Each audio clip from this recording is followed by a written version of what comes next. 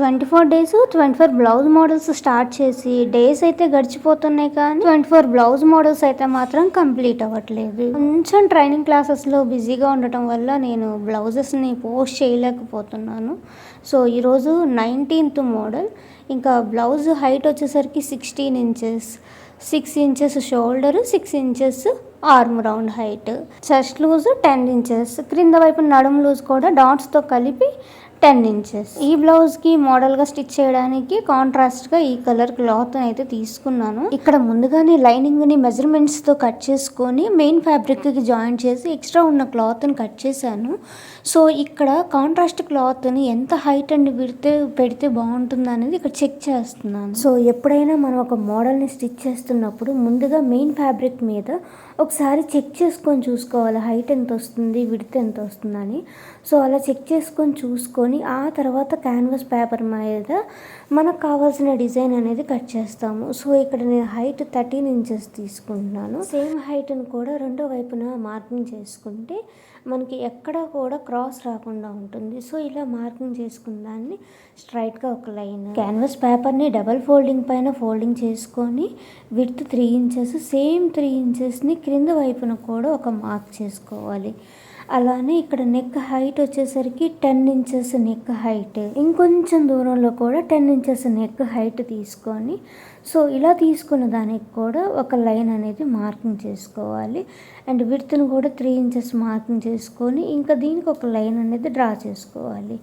So నేను ఇక్కడ sweet heart నెక్ని తీసుకుంటున్నాను కాబట్టి ఇక్కడ ఒక మార్కింగ్, అలానే క్రింద వైపున 3 ఇంచెస్కి ఒక హైట్ మార్క్ చేసుకున్నాం కదా. సో దీనికి ఒక మార్కింగ్ ఇలా మార్క్ చేసేసుకొని కట్ చేసేసుకోవడమే. ఇలా కట్ చేసిన ఈ క్యాన్వాస్ పేపర్ని మెయిన్ కాంట్రాస్ట్ క్లాత్కి జాయిన్ చేసుకోవాలి. సో కాంట్రాస్ట్ క్లాత్ని ఎక్కువగా తీసుకొని ఇక్కడ నేను జాయిన్ చేసినట్టుగా జాయిన్ చేసుకోవాలి. సో ఈ జాయింట్ కోసం ముందుగానే ఇట్లా ఐరన్ చేసేసుకొని ఎడ్జెస్ మాత్రం ఇలా ఫోల్డింగ్స్ చేసుకొని స్టిచ్ చేసుకోవాలి.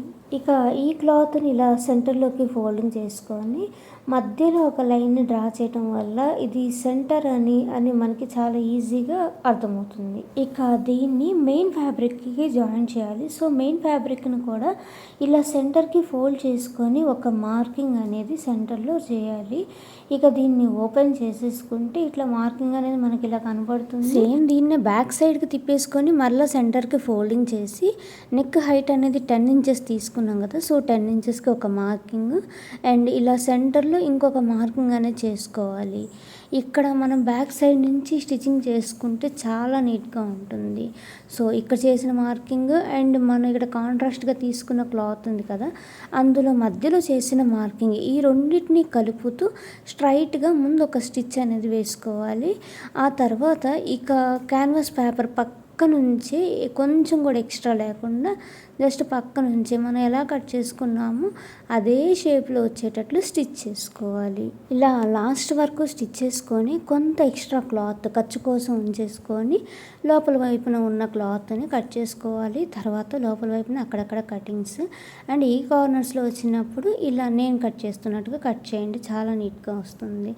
సో ఇప్పుడు క్లాత్ని బ్యాక్ సైడ్ నుంచి మనకు కావాల్సిన ఒరిజినల్ సైడ్కి రివర్స్ చేసేసుకొని ఇక్కడ ఒక స్టిచ్ వేసుకోవాలి అండ్ అవుట్ సైడ్గా కూడా ఇంకొక స్టిచ్ వేసుకోవాలి. ఇలా ప్లెయిన్గా వదిలేస్తే అంత లుక్ బాగోదు కాబట్టి సో నాకు శారీలో సిల్వర్ కలర్ అనేది వచ్చింది.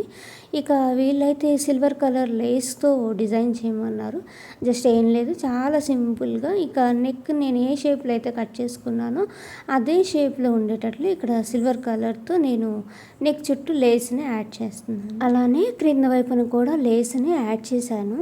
సో వీళ్ళైతే నాకు కట్ వర్క్ లేస్ అనేది ఇచ్చారు. సో ఈ కట్ వర్క్ లేస్ని ఇక్కడ జాయిన్ చేయమని, ఇక కట్ వర్క్ లేస్ని ఎలా జాయిన్ చేయాలో నేను ఆల్రెడీ ఇంతకుముందు చాలా వీడియోస్లో పోస్ట్ చేశాను. ఒకసారి అక్కడ చూడండి, ఇంకా క్లియర్గా చెప్పుకుంటాను నేను.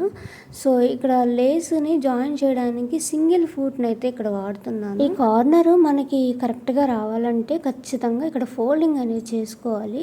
సో నాకు ఈ లేస్కి కూడా ఫోల్డింగ్ చేస్తేనే నీట్గా వచ్చింది కాబట్టి ఇక్కడ ఫోల్డింగ్ చేస్తున్న దగ్గర కొంచెం జాగ్రత్తగా స్టిచ్చింగ్ చేసుకుంటూ సింగిల్ ఫూట్తో మరలా ఈ షేప్ ఎలా ఉందో ఆ షేప్లోనే స్టిచ్చింగ్ చేసుకుంటూ స్టిచ్ చేసేయాలి. ఫ్రంట్ కూడా డిజైన్ వస్తుంది కదా. సో నేను ఇక్కడైతే డైరెక్ట్గా ఫ్రంట్ని కూడా షోల్డర్స్ని జాయిన్ చేసేసుకొని డైరెక్ట్గా ఈ లేస్ని అటాచ్ చేసేస్తున్నాను. ఫ్రంట్కి కూడా ఇలా కాంట్రాస్ట్ క్లాత్ కావాలంటే సేమ్ ఇందాకట్లాగే బ్యాక్ పార్ట్ని ఎలా స్టిచ్ చేసామో అలా స్టిచ్ చేసేసుకొని చేసుకోవచ్చు. ఇక ఈ లేస్ అనేది పైకి లెగకుండా చిన్న చిన్న టాకాలు వేసేసుకుంటే చాలా సింపుల్గా అండ్ బ్యూటిఫుల్గా ఉండే ఒక అందమైన బ్లౌజ్ అనేది రెడీ అయిపోతుంది.